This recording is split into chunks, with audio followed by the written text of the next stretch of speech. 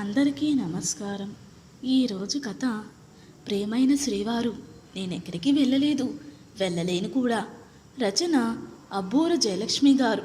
ఇంకా స్టోరీలోకి వెళ్ళిపోదామా? నా భార్య నన్ను మోసం చేసి వెళ్ళిపోయింది. ఎంతగా ఏడ్చానో, ఎంతగా వేడుకున్నానో, అయినా ఫలితం లేదు. చేసిన ప్రమాణాల్ని చూపించిన ఆశల్ని గాలికి వదిలేసి తను అటే పోయింది. అసలు తనని అని ఏం లాభం? నన్ను తిట్టుకోవాలి. ఇంతగా డిపెండ్ అయిపోయినందుకు మంచం మీద నుంచి లేవబుద్దవడం లేదు. ఏమీ తినాలనిపించడం లేదు. నిరాసక్తి, నిరామయం. కాఫీ కావాలనిపిస్తుంది, కానీ లేచి పెట్టుకోవాలనిపించడం లేదు. సరైన తిండి లేక నీరసం. ఎందుకీ బతుకు? ఎవరి కోసం బతకాలి? నా అవసరం ఎవరికీ లేదు. నాకు బతకాలన్న ఆసక్తి కూడా లేదు. ఎవరో డోరు బెల్ కొడుతున్నారు. లేచే ఓపిక లేదు. కాసేపు చూసి వెళ్ళిపోతారులే. దుప్పటిని తల మీదుగా లాక్కుని పక్కకి తిరిగి పడుకున్నాను. 65 జీవితంలో మా ఆవిడ ఉన్నప్పుడు ఏదో సాధించానని అనిపించేది. ఇప్పుడు శూన్యంగా తోస్తుంది. ప్రభుత్వ ఉద్యోగం, డిఈగా రిటైర్ అయ్యాను. ఆస్తులు కూడా విలాసవంతమైన జీవితానికి కాకపోయినా సౌకర్యవంతమైన జీవితానికి సరిపడా సంపాదించాను. 2 పిల్లలు, అమ్మాయి అబ్బాయి. బాగా చదివించి మంచి సంబంధాలు చూసి పెళ్ళిళ్ళు చేశాను. 2 అమెరికాలో సెటిల్ అయ్యి హ్యాపీగా ఉన్నారు. రిటైర్ అయిన రోజు నాకు ఇంకా బాగా గుర్తుంది. 35 సంవత్సరాలు నా జీవితాన్ని నిర్దేశించిన ఉద్యోగం ఇక లేదంటే ఒక రకమైన అయోమయం చుట్టేసింది నన్ను. అప్పుడు నా భార్య రమ భవిష్యత్తును చాలా అందంగా చూపించింది. మనకు బాధ్యతల్ని తీరిపోయాయి. చేతిలో సరిపడా డబ్బుంది. మనం ఒకరికొకరు తోడున్నాం. ప్రపంచాన్ని చుట్టి రావచ్చు. ఎప్పుడు కావాలంటే అప్పుడు పిల్లల దగ్గరికి వెళ్ళొచ్చు. మనవళ్ళతో మనవరాళ్లతో సమయం గడపచ్చు. అంతెందుకు, మీరు రోజు లేటుగా లేవచ్చు. మీకు నేను రోజు బెడ్ కాఫీ కూడా ఇస్తాను అంటూ రమ నవ్వుతూ నవ్విస్తూ చెప్పిన మాటలతో తేరుకున్న నాకు భవిష్యత్తు మీద ఆశ పెరిగింది. కానీ నాకేం తెలుసు, నా ఆశలన్నీ తొందరలోనే ఆవిరైపోతాయని. ఆశ చూపించిన మనిషి అంతు లేకుండా పోతుందని. ఫోన్ రింగ్ అవుతున్నట్టుంది. సెల్ ఫోన్ స్విచ్ ఆఫ్ చేశాను. అందుకని ఎవరో ల్యాండ్లైన్కి చేస్తున్నట్టున్నారు. దాన్ని కూడా పీకేయాలి. దుప్పటిని ఇంకాస్త దగ్గరికి లాక్కున్నాను. రిటైర్ అయ్యాక మొదట్లో రెండో వసంతమే వచ్చినట్లు అనిపించేది జీవితంలోకి. ఉద్యోగ బాధ్యతల్లో మునిగిపోయి చేయలేకపోయిన చిన్న చిన్నవన్నీ చేస్తుంటే అది చూసి రమా కళ్ళల్లో ఆనందం నిండుతుంటే నాకు ఏనుగెక్కినంత సంబరం కలిగేది. తనకు వంటలో సాయం చేయడం దగ్గర నుంచి కాశ్మీర్ ట్రిప్కి వెళ్ళడం వరకు చాలా ఎంజాయ్ చేశాం. కానీ నిండా 3 సంవత్సరాలు కూడా లేము సంతోషంగా. లుకేమియా పేరుతో వచ్చిన ఉపద్రవం మా జీవితాన్ని అతలాకుతలం చేసింది. నా భార్య రమని కాపాడుకోవడానికి నేను చెయ్యని ప్రయత్నం లేదు. కానీ ప్రయోజనం లేకపోయింది. 4 నెలల క్రితం నన్ను ఏకాకిని చేసి వెళ్ళిపోయింది.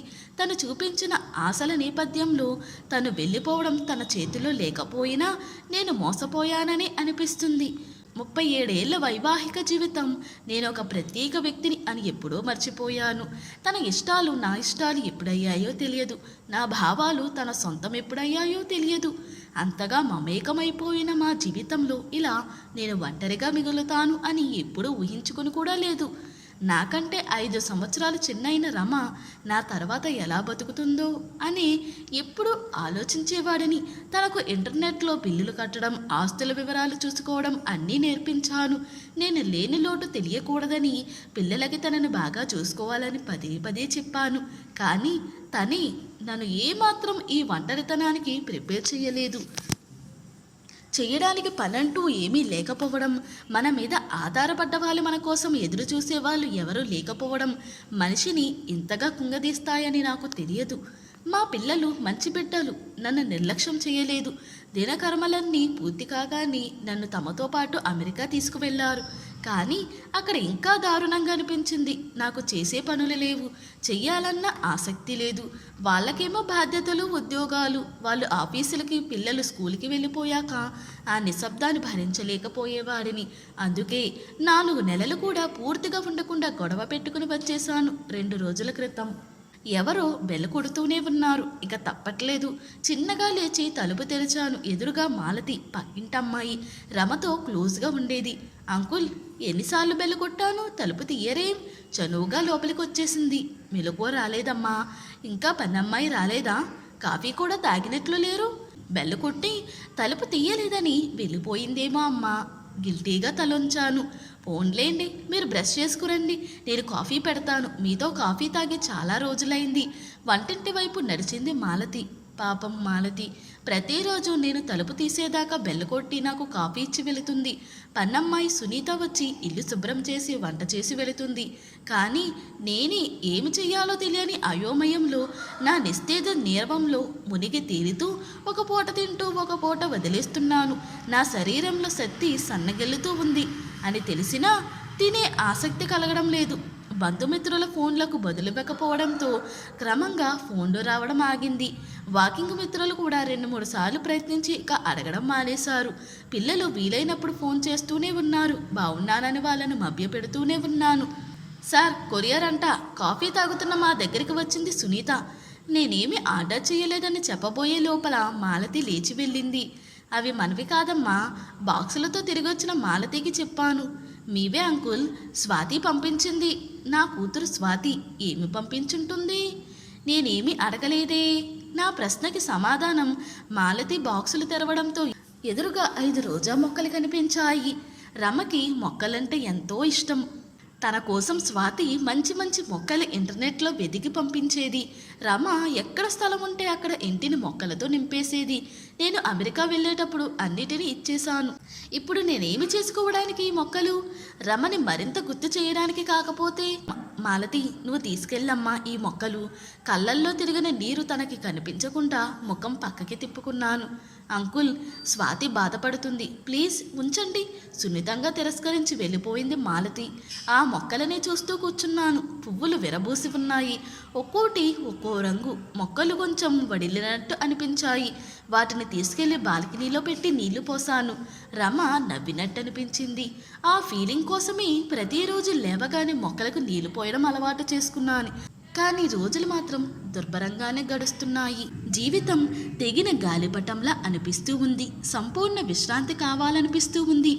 అంకుల్, ప్లీజ్ అంకుల్, నాకు ఈ ఒక్క హెల్ప్ చేయండి చాలు ప్లీజ్.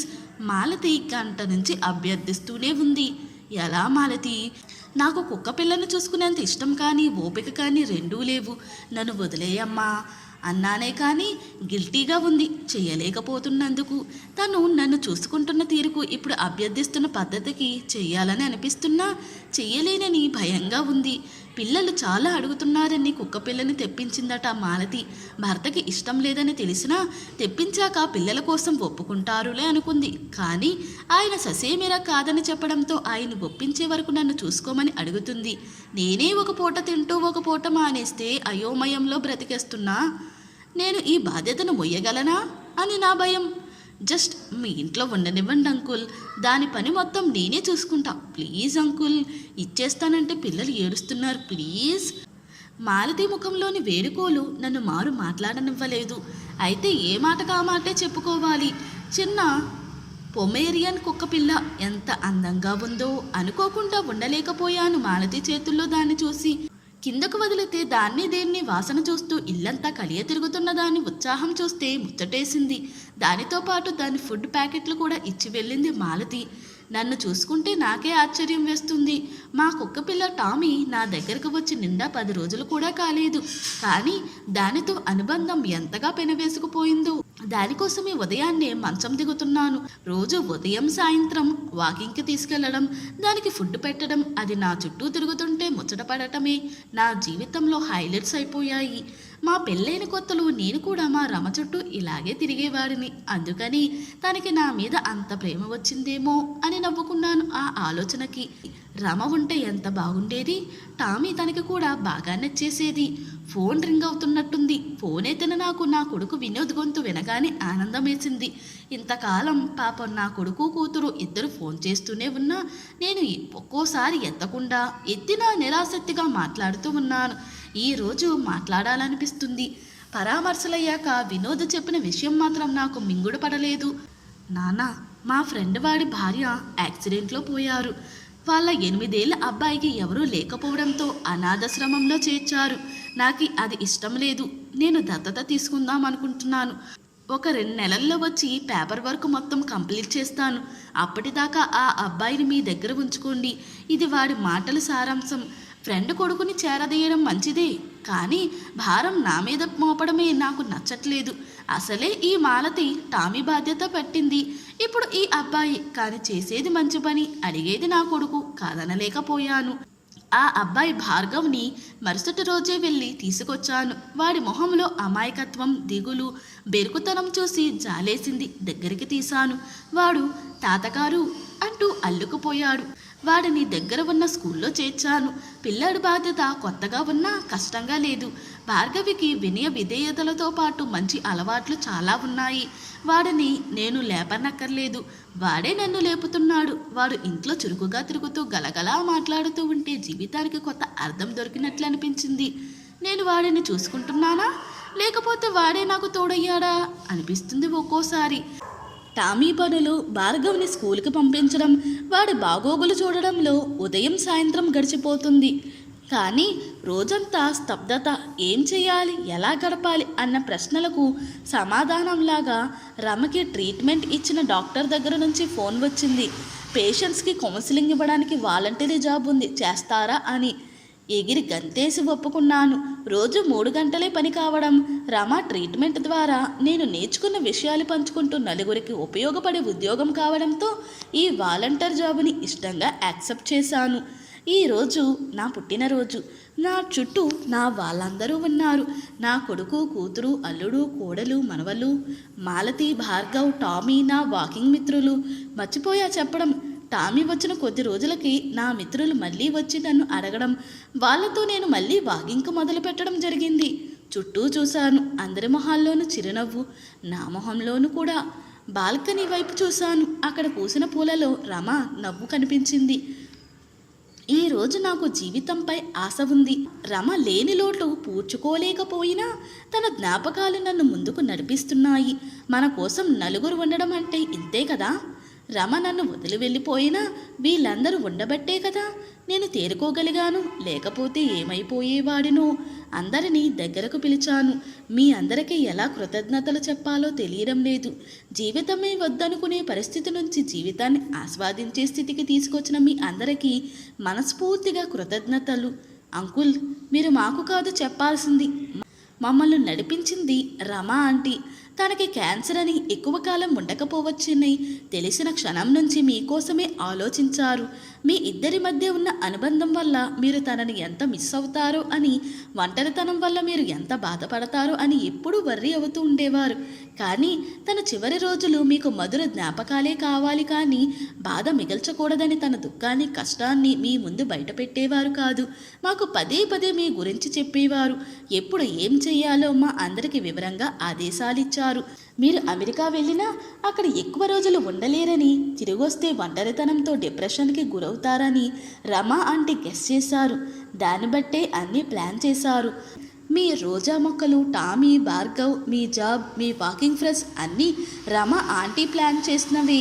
రమ ఆంటీ మీ అదృష్టం అంకుల్, చెమ్మగిల్లిన కళ్ళని తుడుచుకుంటూ అంది మాలతి. నాన్న, అమ్మమ్మ అందరికీ చాలా చాలా జాగ్రత్తలు చెప్పింది, చాలా ప్రామిసులు తీసుకుంది. మీరు బెటర్ కాకపోతే మా ఇద్దరిలో ఎవరో ఒకరం ఇండియా వచ్చేసేవాళ్ళం. గద్గద స్వరంతో నా చేతులు తన చేతుల్లోకి తీసుకుని ఓ కవర్ నా చేతిలో పెట్టింది స్వాతి. నాకు బుర్ర తిరిగిపోయింది. ఇవన్నీ రమా ప్లాన్ చేసిందా? అయితే భార్గవ్ మీ ఫ్రెండ్ కొడుకు కాదా? వినోద్ని అడిగాను. కాదు నాన్న, అనాథ శరణాలయంలో భార్గవ్ని అమ్మే సెలెక్ట్ చేసి అడాప్ట్ కూడా చేసుకుంది. వాడిని మీ దగ్గరకు చేర్చడానికి నేను కేవలం ఒక మార్గం మాత్రమే. అమ్మ ఏం చెప్పిందో తెలుసా? ప్రస్తుతానికి నాన్నకి తన బాగోగులు చూసే వాళ్ళకంటే తన బాగోగులు చూడవలసిన వాళ్ళు ఉండడం ముఖ్యం. తర్వాత ఆయనకి అవసరమైనప్పుడు మీ అందరూ ఆయన జాగ్రత్తగా చూసుకోండి అని వినోద్ నా భుజం మీద చెయ్యేస్తూ చెప్పాడు. నాకు అర్థమైంది. నిర్వర్తించాల్సిన బాధ్యతలు లేక, సరదాగా గడపడానికి తోడు లేక, నడి సముద్రంలో గమ్యం లేని నావలా ఉన్న నాకు మొక్కలు, టామీ, భార్గవుల రూపంలో బాధ్యతలు కల్పించి దిశానిర్దేశం చేసింది రమ. మిత్రుల రూపంలో మానసిక ఉల్లాసాన్ని, క్యాన్సర్ హాస్పిటల్లో ఉద్యోగంతో మానసిక సంతృప్తిని ఇచ్చింది. ఇన్ని తీసుకున్న నేను ఈ రుణం ఎలా తీర్చుకోను? స్వాతి ఇచ్చిన కవర్ వైపు చూశాను. ఏదో లెటర్లా ఉంది. దాన్ని తెరిచిన నన్ను రమ దస్తూరి స్వాతి చినుకులా పలకరించింది. ప్రియమైన శ్రీవారు, నేనెక్కడికి వెళ్ళలేదు, వెళ్ళలేను కూడా. మీ మనసుతో పెనవేసుకుపోయిన నా మనసుకి విడదీసుకోవడం తెలియదు మరి. మీ గుండె చప్పుడులో నేనున్నాను, మీ ఉచ్ఛ్వాసంలో నేనున్నాను. జీవితం దేవుడిచ్చిన వరం. మీరు మీ జీవితాన్ని పరిపూర్ణంగా ఆస్వాదించాలని, అది నా కోసం కూడా కాబట్టి మీ ఆస్వాదన మరింత గాఢంగా ఉండాలని కోరుకుంటున్నాను. ఆనందంతో విరిసే మీ చిరునవ్వు నాకు మలయ మారుతం. సంతృప్తితో నిండిన మీ కళ్ళు నాకు ముష్టాన్న భోజనం. మరి నన్నెప్పుడు హ్యాపీగా ఉంచుతారుగా. ఎప్పుడు మీతోనే ఉండే మీ రమ. ఇలాంటి భార్య ఎన్ని జన్మల పుణ్యము. తన మరణంలోనూ నా గురించి ఆలోచించింది. కళ్ళ నిండా నీళ్లు, కానీ నా పెదవుల మీద చిరునవ్వు మాత్రం చెరగనివ్వలేదు నేను. నా రమ కోసం, ప్రేమాన్వితమైన నా రమ కోసం. ఇంతటితో ఈ స్టోరీ ముగిసింది. ఈ స్టోరీ కనుక మీకు నచ్చినట్లయితే మరియు నా ఎక్స్ప్లెనేషన్ కనుక మీకు నచ్చినట్లయితే ప్లీజ్ లైక్, షేర్, సబ్స్క్రైబ్.